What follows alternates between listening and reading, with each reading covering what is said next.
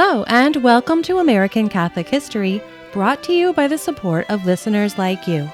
If you like this podcast and would like to support our work, please visit americancathochistory.org/support. I'm Noelle Heaster-Crowe. And I'm Tom Crow. Today we're talking about a remarkable Irishman, the soldier, escaped convict, poet, and journalist John Boyle O'Reilly. This guy's life is epic. He was a babe in arms in Ireland when the potato famine started. Then, after being convicted of treason, a little later after being a babe in arms, he ended up in a penal colony in Australia. After an escape that's worthy of Hollywood, he ended up in Boston, where he became one of the most respected journalists in America. He was a champion of civil rights for all at a time when this was not the norm. He helped engineer another escape from Australia, and along the way he wrote 4 volumes of poetry and a few other books. He was not one to let the grass grow under his feet. No. And he was one who made easy friends everywhere he went. And eventually, his mugshot from back when he was a convict ended up on a bottle of wine. Yeah, that was a pretty unexpected find. Yeah.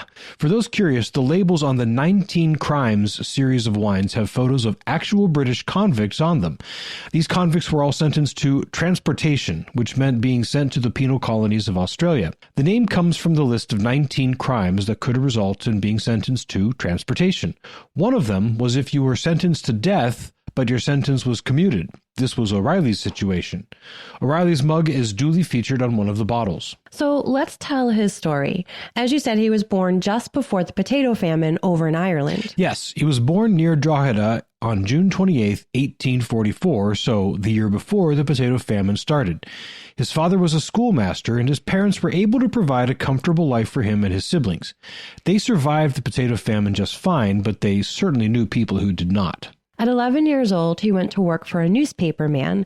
His work was mainly as a runner and laborer. This lasted until he was 15, when he went to live with an aunt and uncle in Lancashire, England. While there, he got a job as a reporter with the local paper. He remained in England for a few years until he joined the army, being assigned to the cavalry regiment that was known as the Prince of Wales' Own, because the Prince of Wales, the future King Edward VII, was part of the regiment. The regiment was stationed in Ireland, so back to Ireland he went in 1863. He was an excellent soldier and a natural leader. As we said, he made easy friends everywhere. A good friend of his, Michael Davitt, wrote of him many years later, "It would be impossible for O'Reilly to be anywhere on earth where human beings congregated without making friends." He was favored by his superiors and well-liked by his comrades. His ease of making friends and his natural leadership abilities caught the attention of someone else also. This was Michael Davitt. Davitt was a recruiter for the Irish Republican Brotherhood, commonly known as the Fenians. The Fenians were a revolutionary group that had violent rebellion against English rule as a core mission. They actively recruited British soldiers, and O'Reilly was happy to join. Not only did he join, but he succeeded in getting most of the 80 Irish members of his regiment to join the Fenians. Things were going fine until some of the Irishmen he was trying to recruit got cold feet and ratted him out. He and the rest of the Fenians in the regiment were arrested in February 1866. As the ringleader, he was treated more harshly, and his court-martial resulted in a guilty verdict and a sentence of death. This, however, was commuted to life in prison. He spent 2 years in some of the most notorious and harshest prisons in England before his sentence was once again reduced to 20 years transportation. So he'd have to spend 20 years in Australia doing hard labor. In October of 1867, he and more than 200 other criminals were loaded on the prison ship the Hougoumont, and they set sail for Australia. The prison ships were unpleasant places. The authorities weren't exactly trying to make the accommodations comfortable, and the passengers weren't exactly the most genteel of crowds. These were rough passages that took about 3 months.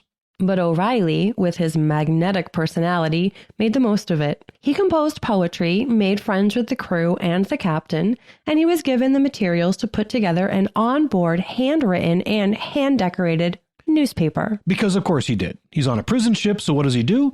He produces a newspaper and writes poetry and collects stories and publishes it all for everyone to read. Oh, he was hard to keep down.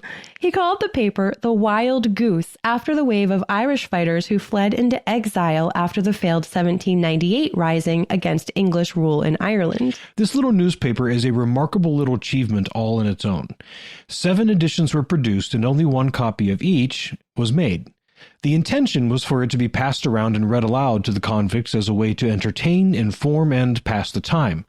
Only 1 edition of the Wild Goose is still extant. It is kept in the State Library of Western Australia, and it is significant because this 1867 crossing was the final shipment of British prisoners to Australia. Transportation as a punishment for crime came to an end after this. Also significant was that England had agreed with Western Australian authorities that they would send neither political prisoners nor military prisoners. When word came that this shipment contained prisoners who were both, the people of Western Australia were not happy. But the Hougoumont arrived and disembarked its controversial cargo at Bunbury, which is on the southwest corner of Australia. O'Reilly's time in Australia was about what one would expect of him. He did his work as was required, but he also became one of the more trusted among the prisoners. The warden took a liking to him and gave him courier duties. He would carry messages between the prison camp and Bunbury, and the warden even trusted O'Reilly to take messages back to his own home. One benefit to O'Reilly of this freedom was the opportunity to get to know the local parish priest, Father McCabe. O'Reilly told Father McCabe of his intention to escape, even if it just meant striking out across the Australian wilderness. Father McCabe made clear to O'Reilly that that would be a sure way to die, and likely a painful death. There are so many living things in Australia that they just want to kill you. And then the outback is just a barren desert. It's not a hospitable place. Eventually, Father McCabe agreed to help O'Reilly escape. Father McCabe arranged for an American whaling ship, the Vigilant, to pick up O'Reilly on a particular day just outside Bunbury Bay. So just before the appointed day, O'Reilly slipped away from the camp and made his way across land to a point along the coast where Father McCabe had arranged for a rowboat to be waiting for him. O'Reilly had to make a risky crossing of Bunbury Bay in that rowboat to get to where the ship would pick him up. But he made it to the Vigilant, only to be denied permission to come aboard ship. The captain got cold feet at the last minute. So, with a massive manhunt afoot, O'Reilly had to hide out among the dunes on the beach for 2 weeks until Father McCabe arranged for another ship to take him. This time, when he rowed out to meet the ship, the Gazelle this time, the captain welcomed him aboard. But at the next port where the Gazelle put in, the captain caught wind that British authorities were looking hard for some escaped convicts, O'Reilly included. So after departing that port, the Gazelle hailed another American ship, the Sapphire, and while on the high seas, O'Reilly transferred to the Sapphire. This ship sailed to Liverpool, England, where O'Reilly managed to remain unrecognized until he could board yet another ship, the Bombay. The Bombay finally brought him across the Atlantic to America. He landed in Philadelphia on November 23, 1869. And thus began his American adventure. He was welcomed heartily by other Fenians who had fled to America. He gave a few lectures in Philadelphia and New York before settling in Boston as the year turned over to 1870. In Boston, in addition to being active in Irish cultural life, he took up the profession that had served him so well to date, writing and journalism. He got a job with the Boston Pilot, which at the time was just a regular newspaper published by an Irishman. His first major assignment really was a spectacular one for someone with his background. He was assigned to cover the Fenian invasion of Canada. Now, for those who have never heard of this before, yes, native Irishmen living in the U.S., most of them veterans of our Civil War, invaded Canada from New York. Their goal was to establish an Irish nation on the North American continent. Since they hadn't been able to expel the English from Ireland itself, they thought the next best thing would be to take over the British-controlled territories in North America. There's actually a great book on this incredible episode called When the Irish Invaded Canada, and it recounts the absolute foolhardiness of these Irishmen and how it actually led to the establishment of Canada as a unified country within the Commonwealth. Link in the show notes. Yeah. Well, O'Reilly's coverage was so good that he became an editor of the Pilot. At this time, he also began writing and publishing his own poetry in volumes. One effect of the failure of the Fenian invasion of Canada was the tempering of O'Reilly's zeal for Irish nationalism. He still believed Ireland itself ought to be a free and independent nation, but in America he began to write about the importance of Americanization. Irishmen who were in America ought to accept that they were in America and stop trying to make Ireland happen here. He wrote, "What are we today in the eyes of Americans? Aliens from a petty island in the Atlantic boasting of our patriotism and fraternity, and showing at the same moment that deadly hatred that rankles against our brethren and fellow countrymen." But one part of his past that did not suffer alteration was his penchant for writing verse and prose. His collections of poetry included Songs from the Southern Seas and Other Poems in 1873, Songs, Legends, and Ballads, published in 1878, The Statues in the Black and Other Poems, published in 1881, and In Bohemia, which came out in 1886. His novel, Moondyne, about his life in Australia, was serialized in The Pilot during 1878 and published as a one-volume book in 1879. And in 1888, his final book was a volume called The Ethics of Boxing and Manly Sport. I just love that title. But poetry and books were not where his powerful pen really made its mark. That was in the pages of the Boston Pilot, especially after he took over its operation. Yes, in 1872, the Great Fire of Boston claimed the offices of the Pilot, and rather than rebuild, the owners of the paper put it up for sale. Finally, in 1876, 4 years later, the Archbishop of Boston, John Williams, bought 3/4 ownership in the Pilot, with the final quarter purchased by John Boyle O'Reilly. And the motto adopted by the Pilot at the time applies well to O'Reilly himself. Be just and fear not. Let all the ends thou aimst at be God's, thy country's, and truth's. The Pilot actually has an interesting history all its own. It was established by Bishop Benedict Fenwick, 2nd Bishop of Boston, in 1829. But though it was always a Catholic newspaper, it did not become the official newspaper of the Archdiocese of Boston until 1908. But since the Catholic Miscellany of Charleston, which was the first diocesan newspaper in the U.S., ceased operations, the Pilot holds the title of oldest continuously operating diocesan paper in the U.S. But I digress in a Boston direction. It's a good digression. We may even do an episode on the Pilot one of these days. Yeah, sounds good. Yeah.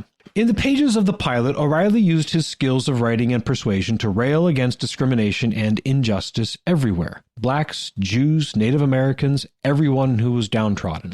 Now, unfortunately, this was not a common approach among Irishmen at the time. No. Sadly, no. Too many Irishmen only saw blacks as competition for scarce jobs, and they allowed economic competition to color their views on race. O'Reilly, however, saw things simply. Blacks, Native Americans, Jews, they were all our fellow human persons, and they deserved to be treated as such. He gave lectures and wrote article after article excoriating racist and discriminatory practices everywhere. It seems he didn't forget the lessons learned when he was in Ireland and saw what the English did to the Irish. He was determined that such would not happen if he could help it. Naturally, he was quick to point out the injustice of anti-Irish discrimination. One tactic he used was running ads he had seen in other papers that included the line, "No Irish need apply." He would run these with the implication being, if Irish need not apply for employment or the benefit being advertised, then the business in question must also be opposed to being patronized by Irishmen or businesses controlled by Irishmen. The point was made. Yeah. And he took this approach to bigotry and discrimination wherever he found it. He even pointedly encouraged Black Americans, freed slaves especially, to find a way to be Black and American, to be proud of being Black Americans, to find a brotherhood within their Black community while working toward being fully American. And he was happy to use his pen to aid them in this struggle. Another struggle he didn't leave behind entirely was life in the prison camp in Australia. He had escaped, and many of his Fenian compatriots had been paroled or pardoned, but a small band of Fenians remained in Australia because the British government viewed them as too militarized. Well, when the need and the opportunity presented themselves, O'Reilly was ready and willing to dive in.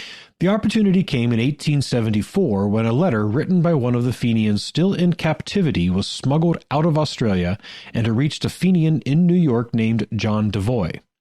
Devoy was an associate of O'Reilly's, and he brought the letter to O'Reilly. The two of them discussed and, with the aid of a very few others, concocted a plan to spring most of the remaining Fenians. First, they bought a ship, the Catalpa, and they outfitted it and hired a crew for an 18-month sea voyage. Ostensibly, they were going whaling. Meantime, two Fenians traveled from America to Western Australia under false names and false pretenses. They arrived in September 1875 and spent months living out lives that befit their aliases. But all the while, they were covertly coordinating the land end of the rescue efforts. The rescue was planned for April 6, 1876, but just days before, a few British gunboats randomly arrived in Bunbury Bay. The rescuers were spooked, so they had to delay the rescue for 11 days. Finally, the day arrived and the plan went into motion.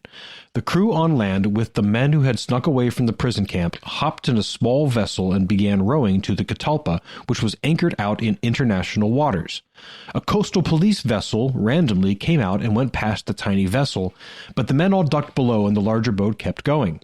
Another police boat hailed the Catalpa and demanded to board, but was denied.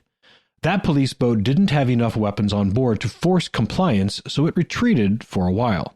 Meantime, a fierce storm blew up and nearly capsized the small vessel carrying the fugitives and rescuers. Then when the storm subsided, that police ship, newly armed, left shore and made for the Catalpa. The smaller transport vessels saw it coming and they rowed for all they were worth. If the police vessel got to the Catalpa or to them before they got to the Catalpa, all was lost. So it was a race to the Catalpa, which the smaller vessel only barely won. The men were just scurrying to safety on board as the police ship arrived. The police demanded that the Catalpa turn over any escaped prisoners. But the Catalpa was in international waters, and once her captain raised her U.S. flag, any action taken by the police vessel would have risked an international incident. So the smaller vessel made some impotent gestures to try to intimidate the Catalpa's crew, but eventually gave up and returned to the shore. The Catalpa finally, safely, sailed out into the open waters of the Indian Ocean. The 6 Fenians rescued by the Catalpa arrived in New York in August of 1876 to much fanfare. Oh, what a story. I know. Hollywood could make a few movies out of O'Reilly's life, I think. Yeah, it'd be better than another comic book movie or a bad remake of a beloved classic. Yeah, don't mess with my beloved classics. Seriously. John Boyle O'Reilly kept up his writing, activism, and speaking for causes of justice for all through the 1870s and 1880s.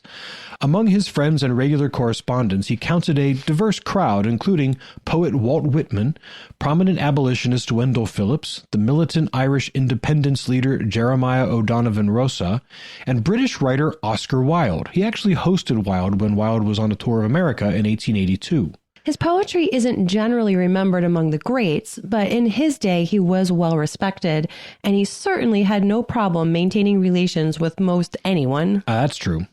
In 1889, O'Reilly read a poem at the dedication of the National Monument to the Forefathers in Plymouth, Massachusetts.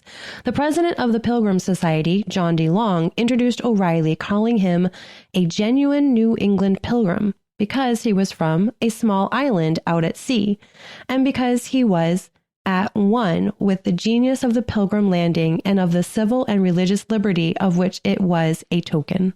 O'Reilly maintained a busy schedule and lively correspondence right up to his sudden death in 1890. He had suffered from insomnia for years, and one day in August of 1890 he was not feeling well, so he went home early. He went for a vigorous walk, hoping that physical exhaustion would help induce sleep. But just to be sure, he took a dose of his wife's sleeping medication. It was too much of a dose, unfortunately. His wife found him sitting in his chair early in the morning, alive but unconscious. She could not wake him. She called the doctor, but attempts to revive him or reverse the overdose were unsuccessful. John Boyle O'Reilly died in the morning hours of August 10, 1890, at just 46 years old. A full life well lived. His death shocked Boston, the literary community, the Irish community, and his many, many friends among blacks and other minority groups whose cause he championed.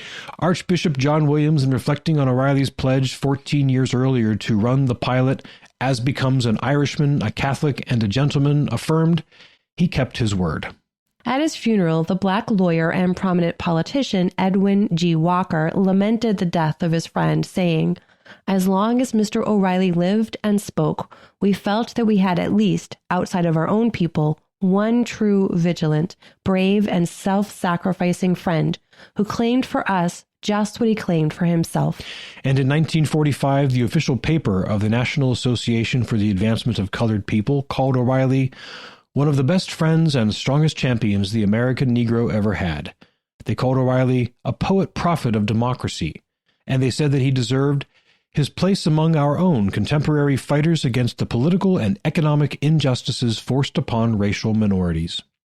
Shortly after his death, his friends organized to sponsor a memorial in his honor. The memorial includes a bronze bust of O'Reilly and an allegorical group of figures which represent Erin, or Ireland, flanked by her son's patriotism and poetry. Between the bust and the group of figures is a granite wall which is inscribed with Celtic designs and a cross. The monument stands along the Fenway in Boston and was dedicated in 1896 as a permanent memorial to a man who, though larger than life in his day, is largely forgotten to history. This has been American Catholic History. If you enjoy American Catholic History, please become a supporter. We've got great perks for supporters. Get information on how to become a supporter and the perks at americancatholichistory.org/support. Also on our website, sign up for our newsletter, learn more about today's topic, see about our pilgrimages, and find other great stories from American Catholic history. We also love the great reviews our listeners leave. Those and the 5-star ratings help others find us.